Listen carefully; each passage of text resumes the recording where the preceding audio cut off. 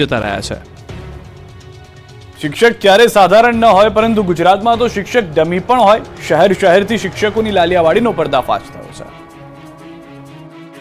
કહેવાય છે કે શિક્ષક ક્યારેય સાધારણ નથી હોતો. પ્રલય અને નિર્માણ તેની ગોદમાં હોય, પરંતુ આ તસવીરમાં કહેવત ઊંધી થઈ ગઈ છે. સાધારણ શિક્ષક ડમી જરૂર હોય તે પુરવાર થઈ ગયું. રાજ્યમાં ભૂત્યા શિક્ષકો કઈ હદે રાફડો ફાટી ચૂક્યો છે તેનો આ બોલતો પુરાવો છે. સૌથી મોટી લાલિયાવાડી તો બનાસકાંઠા જિલ્લામાં ચાલી રહી છે. બનાસકાંઠામાં એક બાદ એક ડમી નીકળી રહ્યા છે શિક્ષકો. બાબરની સુથાર નેસરી શાળાનો વિપુલ પટેલ નામનો શિક્ષક છેલ્લા 10 મહિનાથી વિદેશમાં છે. વગર એનઓસીએ કપાત પગાર પર 10 મહિનાથી ગેરહાજર છે. જિલ્લામાં આવા ભૂત્યા શિક્ષકો સામે શિક્ષણ વિભાગ એક્શનમાં આવ્યું છે. જિલ્લામાં છેલ્લા 4 વર્ષમાં 33 શિક્ષકોને કરાયા છે બરતરફ. તો મહેસાણા જિલ્લામાં 10 પૈકી 5 શિક્ષકો વિદેશમાં હોવાનો ખુલાસો થયો. કુલ 10 શિક્ષકો 1 વર્ષથી વધુ સમયથી ગેરહાજર છે, જેમાંથી 5 શિક્ષકો વિદેશમાં છે. વિદેશ ગયેલા 5 શિક્ષકોને કારણદર્શક નોટિસ આપી છે. આ તરફ છોટાઉદેપુર જિલ્લાના સંખેડા તાલુકાના કલેડિયા ગામમાં આવેલી પ્રાથમિક શાળામાં એક શિક્ષિકા વિદેશમાં છે. છેલ્લા 2.5 વર્ષથી વિદેશમાં શિક્ષિકા જલસા કરતા હોવા છતાં આ શિક્ષિકા સામે કોઈ પગલાં ભરાયા નથી. શિક્ષક વગર બાળકોનું ભણતર બગડી રહ્યું છે. આમ કેવી રીતે ભણશે અને આગળ વધશે ગુજરાત, તે મોટો સવાલ છે. બનાસકાંઠામાં ભૂત્યા શિક્ષકો પર તવાયે 33 નકલી ગુરુ પકડાયા.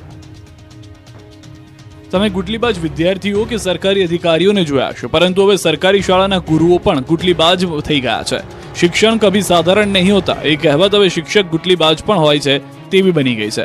એમાં પણ ચોરી પકડાઈ નહીં એટલે ભૂત્યા શિક્ષકો મૂકી જવાનું ગજબનો કિમિયો અપનાવ્યો છે. ત્યારે બનાસકાંઠામાં તો ભૂત્યા શિક્ષકોનો રાફડો ફાટ્યો. શિક્ષણ વિભાગ દ્વારા તવાઈ બોલાવવામાં આવતા 3 વર્ષમાં 33 નકલી ગુરુઓ પકડાયા છે. 33 શિક્ષકોને બરતરફ કરાયા છે. અન્ય 6 શિક્ષકો સામે કાર્યવાહી કરવામાં આવી છે. ચાલુ નોકરીમાં વિદેશ ગયેલા શિક્ષકો સામે કાર્યવાહી કરવામાં આવી છે. રાજીનામું આપવા હાજર નથી થઈ શકતા આવા શિક્ષકો. રાજીનામું આપવા શિક્ષકની હાજરી જરૂરી છે. શ્રાવણના બીજા સોમવારે સોમનાથ દાદાને દ્વાર ભક્તોનું કીડિયારું ઉભરાયું.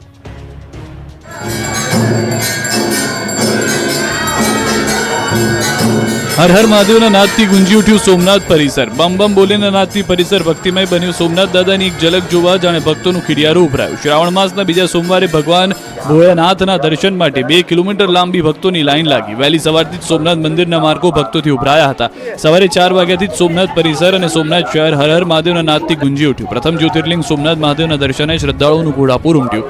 સવારે 4 વાગે મંદિરના દ્વાર ખુલતા ભાવિકો ઉમટી પડ્યા. હમીરજી સર્કલથી મંદિર પરિસર સુધી લાંબી કતારો લાગી. જાણે લોકમેળો ભરાયો હોય તેવો માહોલ વહેલી સવારથી જ જોવા મળ્યો. પગપાળા ચાલીને આવતા શિવભક્તો પણ મોડી રાત્રિથી સોમનાથ મંદિરે પહોંચી ચૂક્યા હતા. મંદિરના દ્વાર ખુલતા જ દર્શન કરી ભક્તો ધન્ય થયા. શાંતિપૂર્ણ માહોલમાં દર્શન થઈ શકે તે માટે સોમનાથ ટ્રસ્ટ દ્વારા ભાઈઓ તથા બહેનોના અલગ અલગ બેરિકેડ ગોઠવવામાં આવ્યા. વૃદ્ધો અશક્તો માટે ગોલ્ફકાર તેમજ વ્હીલચેરની વ્યવસ્થા ગોઠવાઈ હતી. તો બીજા સોમવારે પણ સોમનાથ ટ્રસ્ટ દ્વારા પાલખી પૂજા કરી પાલખી યાત્રાનો પ્રારંભ કરાવવામાં આવ્યો. તીર્થની પ્રણાલિકા અનુસાર સવારે સોમનાથ મહાદેવની પ્રતિકૃતિ સ્વરૂપે મંદિર પરિસરમાં પાલખી યાત્રામાં પ્રદક્ષિણા કરવામાં આવી હતી, જેમાં હજારો ભક્તો જોડાયા હતા.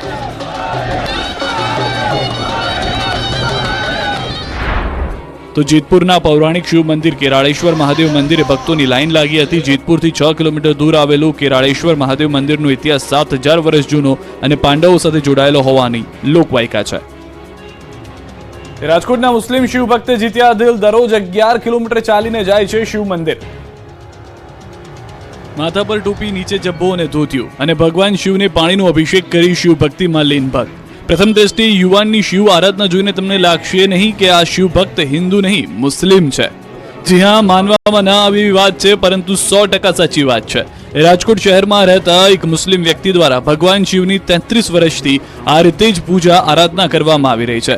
એહસાન ચૌહાણ નામનો મુસ્લિમ વ્યક્તિ છેલ્લા 33 વર્ષથી દર શ્રાવણ માસમાં 11 કિલોમીટર ચાલીને ઈશ્વરીય ગામના સૂર્ય મહાદેવના મંદિરમાં માથું ટેકવવા આવે છે. તેઓ સ્કૂલના સમયથી ભગવાન શિવમાં આસ્થાથી લીન છે. સવારે મહાદેવની પૂજા કરે છે અને નમાઝ પણ અદા કરે છે. હિન્દુ મુસ્લિમ એક છે અને આપણા સૌનું લોહી પણ એક સમાન લાલ છે તેવી ભાવનાથી તે ભગવાન શિવનો ભક્ત છે.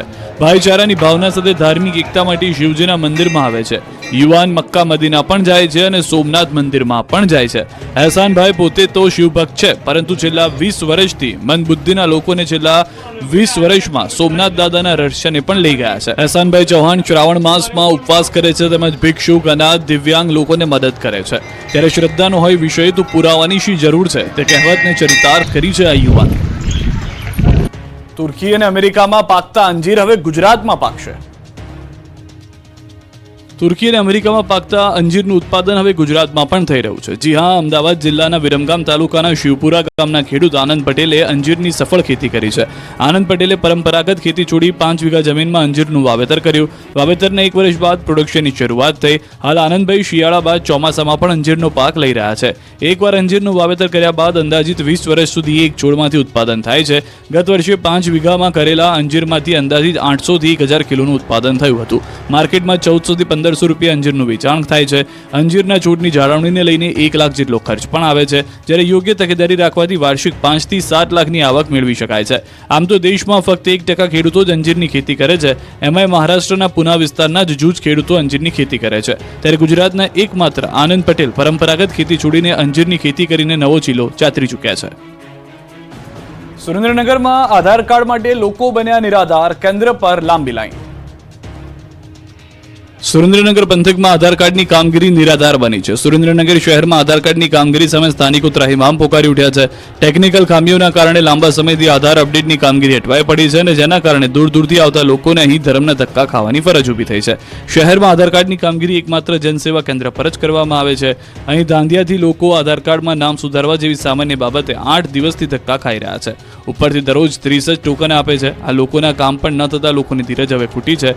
ઉપરથી સેન્ટર પરના કર્મચારીઓ પણ યોગ્ય જવાબ ન આપતા લોકોમાં રોષ ફેલાયો છે. આ અંગે અનેકવાર રજૂઆત કરવા છતાં તંત્રના પેટનું પાણી નથી હલતું. સ્થાનિકો હાલ એક જ માંગ કરી રહ્યા છે કે વહેલી તકે આ સમસ્યાનું નિરાકરણ આવે. બહારગામ જવાનું હોય તો એરપોર્ટ પર વહેલા પહોંચી જજો, નહીં તો ચૂકી જશો પ્લેન. જો તમે અમદાવાદથી બહાર એર મુસાફરી કરવાનું વિચારતા હો તો હવે એરપોર્ટ પર વહેલા પહોંચી જજો, નહીં તો પ્લેન ચૂકી જશો. કેમ કે 15મી ઓગસ્ટને લઈને એરપોર્ટ પર સિક્યુરિટી વધારવામાં આવી છે. અમદાવાદના સરદાર વલ્લભભાઈ પટેલ ઇન્ટરનેશનલ એરપોર્ટ પર દિવસે ને દિવસે મુસાફરોનો ધસારો વધી રહ્યો છે. આ સાથે ડોમેસ્ટિક તથા ઇન્ટરનેશનલ સેક્ટર માટેની ફ્લાઇટ પણ વિવિધ એરલાઇન્સ દ્વારા શરૂ કરવામાં આવી. એટલે કે અમદાવાદ એરપોર્ટની કનેક્ટિવિટી વધતા મુસાફરોની અવરજવર પણ વધી ગઈ છે. એર ટ્રાફિકને પગલે 15 થી 20 ઓગસ્ટ સુધી પેસેન્જર એડવાઇઝરી જાહેર કરાઈ છે.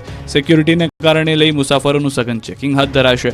20 ઓગસ્ટ સુધી મુસાફરો માટે એરપોર્ટ ઉપર સિક્યુરિટી ખડકી દેવામાં આવી છે. આથી તમામ મુસાફરોએ સિક્યુરિટી પ્રોટોકોલ પૂર્ણ કરવા માટે વધુ સમય ફાળવવો પડશે, જેથી કરીને ફ્લાઇટના ઓપરેશનમાં કોઈ વિલંબ ન થાય અને સિક્યુરિટી મેજર્સ ચેક કરવા માટે પણ ઓફિસર્સને તથા પેસેન્જરને પૂરતો સમય મળી રહે. આ માટે એડવાઇઝરી જાહેર કરવામાં આવી છે. જ્યારે તહેવારોને કારણે લોંગ વીકેન્ડ પણ છે, આથી મુસાફરોનો ધસારો વધુ રહેશે, જેને કારણે મુસાફરોએ સિક્યુરિટી પર્પઝથી એરપોર્ટ પર વહેલા પહોંચવું પડશે. આ તરફ દ્વારકામાં ભારે વરસાદની પરિસ્થિતિ બાદ રોગચાળો ફાટી નીકળ્યો.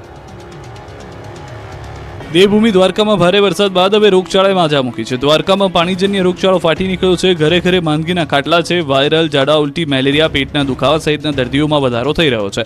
જામ ખંભાળિયાની સિવિલ હોસ્પિટલ દર્દીઓથી ઉભરાઈ રહી છે. કેસ બારી પર દર્દીઓની લાખી છે લાંબી લાઈનો. તબીબોનું કહેવું છે કે દરરોજની 1000થી વધુ ઓપીડીની નોંધાઈ રહી છે. શરદી, ખાંસી અને તાવ હોય તો સેલ્ફ મેડિકેશનને બદલે ડોક્ટરની સલાહથી દવા લેવી. બહારનું તીખું, તળેલું અને ઠંડા પદાર્થો ખાવાનું ટાળવું. શરીરની રોગપ્રતિકારક શક્તિ જળવાય તેનું ધ્યાન રાખવું. દિવસમાં 2 થી 3 વાર ગરમ પાણીના કોગળા કરવા. 1 કિલોમીટર લાંબા રાષ્ટ્રધ્વજ સાથે નડિયાદમાં તિરંગા યાત્રા નીકળી. નડિયાદમાં રાજ્યકક્ષાના 78મા સ્વાતંત્ર્ય પર્વની ઉજવણી પૂર્વે તિરંગા યાત્રા નીકળી. નડિયાદમાં હર ઘર તિરંગા કાર્યક્રમ અંતર્ગત ભવ્ય તિરંગા યાત્રા નીકળી હતી. આ તિરંગા યાત્રામાં જિલ્લાભરમાંથી લોકો જોડાયા હતા. આ તિરંગા યાત્રાનું નડિયાદમાં કપડવંજ રોડ પર આવેલા એસઆરપી કેમ્પથી પ્રસ્થાન થયું હતું. જ્યાં રાષ્ટ્રીય રાજ્યકક્ષાનો પર્વ ઉજવવાનો છે તે સ્થળેથી શહેરના પારસ સર્કલ પાસે આવેલ ઇફકોવાળા હોલ સુધી આ તિરંગા યાત્રા નીકળી હતી. આ તિરંગા યાત્રા સરદાર પટેલના જન્મસ્થળ દેસાઈ વાગા થઈને પારસ સર્કલે પહોંચી હતી, જેમાં જિલ્લા પોલીસ, જિલ્લા વહીવટીતંત્રના અધિકારીઓ, કર્મચારીઓ, શાળા કોલેજના વિદ્યાર્થીઓ સહિત નગર અને જિલ્લામાં રહેતા જિલ્લાવાસીઓ ખાસ હાજર રહ્યા હતા. અંદાજે 5000 કરતાં વધુ લોકો આ તિરંગા યાત્રામાં હાથમાં ફ્લેગ લઈને જોડાતા દેશભક્તિનો માહોલ સર્જાયો હતો. તિરંગા યાત્રામાં 5 જુદા જુદા બેન્ડ દ્વારા દેશભક્તિના ગીતોની સુરાવલીઓ સાથે કાઢવામાં આવી હતી. અંદાજિત 1 કિલોમીટર લાંબો રાષ્ટ્રધ્વજ સાથે તિરંગા યાત્રા નીકળી હતી. ભારત માતા કી જય, જય હિન્દ, વંદે માતરમના ઘોષ સાથે નીકળેલી આ યાત્રા 4 કલાકના અંતે પૂર્ણ થઈ હતી. સાંસદ દેવસિંહ ચૌહાણ, ધારાસભ્ય પંકજ દેસાઈ, સંગઠન પ્રમુખ અજય બ્રહ્મભટ્ટ, જિલ્લાના અન્ય ધારાસભ્યો સહિત મોટી સંખ્યામાં પદાધિકારીઓ જોડાયા. આંતરરાષ્ટ્રીય યુવા દિવસ નિમિત્તે ઇમ્પેક્ટ વિથ યુથ કોન્ક્લેવનું આયોજન. આંતરરાષ્ટ્રીય યુવા દિવસને નિમિત્તે અમદાવાદમાં ઇમ્પેક્ટ વિથ યુથ કોન્ક્લેવનું આયોજન કરાયું હતું. આ કાર્યક્રમમાં કેન્દ્રીય રમતગમત અને યુવા બાબતોના મંત્રી મનસુખ માંડવિયા ઉપસ્થિત રહ્યા. આ યુવા કોન્ક્લેવમાં 33 જિલ્લામાંથી મોટી સંખ્યામાં યુવાનો હાજર રહ્યા. કાર્યક્રમમાં જુદા જુદા ક્ષેત્રે ખ્યાતિ પામનાર 6 યુવાનોનું વિશેષ સન્માન કરાયું. આ પ્રસંગે મનસુખ માંડવિયાએ દેશનો રમતગમત ક્ષેત્રે વિદેશમાં ડંકો વાગે તે માટે નવી પોલિસી બનાવવાની શક્યતા વ્યક્ત કરી. માંડવિયાએ કહ્યું, દેશમાં સારા ખેલાડી બને તે માટે અનેક પોલિસી બનશે. સુરત બેંક મૃતકે ખોલ્યું કરોડો રૂપિયાની આરસી બુકનું કૌભાંડ. આરટીઓમાંથી જૂની આરસી બુકની ચોરી કરતા. પોલીસ તો કૌભાંડ પકડે, પરંતુ સુરત બેંક મૃતકે આરસી બુક કૌભાંડનો પર્દાફાશ કર્યો. મૃતક વ્યક્તિએ કરોડો રૂપિયાનું આરસી બુકનું કૌભાંડ પકડવામાં પોલીસની મદદ કરી.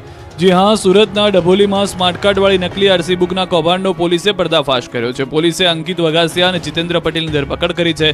આ આરોપીઓ આરટીઓ એજન્ટના સંપર્કમાં હતા અને આરટીઓમાંથી માહિતી મેળવી નકલી આરસી બુક બનાવતા. પોલીસે તપાસ દરમિયાન આરોપીઓ પાસેથી 370 નકલી આરસી બુક જપ્ત કરી છે. 100 કોરા સ્માર્ટ કાર્ડ અને 15 સ્ટેમ્પ પણ કરાયા છે. જપ્ત કમ્પ્યુટર તેમજ પ્રિન્ટર સહિત 92,660 રૂપિયાનો મુદ્દામાલ જપ્ત કરાયો છે. તપાસમાં સામે આવ્યું છે કે આરોપી જીતુ આરટીઓના કોઈ અધિકારીની મદદથી રેકોર્ડ રૂમ સુધી પહોંચી જતો અને રેકોર્ડ રૂમમાં વાહન ચાલકોની જમા કરવામાં આવેલી સ્માર્ટ કાર્ડવાળી જૂની આરસી બુકની ચોરી કરતો હતો અને ત્યારબાદ આ આરસી બુક અંકિતને આપતો હતો.